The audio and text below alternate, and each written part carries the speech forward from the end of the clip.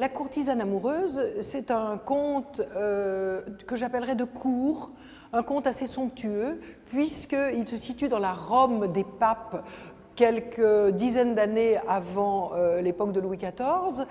Et c'est une époque de dépravation, de licence ecclésiastique.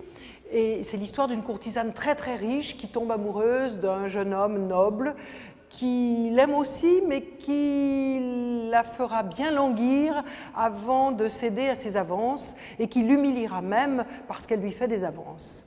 Et c'est un conte psychologique qui annonce déjà les rapports sado-maso de la Vénus à la fourrure ou même des liaisons dangereuses au XVIIIe siècle.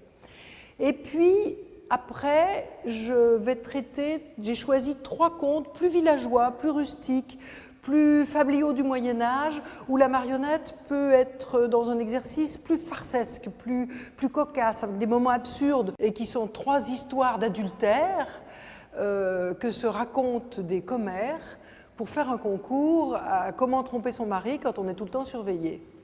La servante justifiée, c'est au contraire un homme qui descend le matin lutiner sa servante dans le jardin, qui la renverse sur l'herbe, et malheureusement une voisine les voit.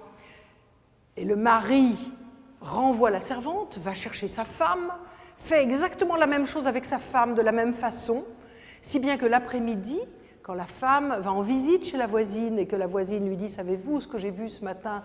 Votre mari et la servante au jardin, etc. » La femme dit « Mais non, c'était moi. » Et là, le mari s'en tire très très bien avec ces 3 femmes, la servante, la femme et la voisine.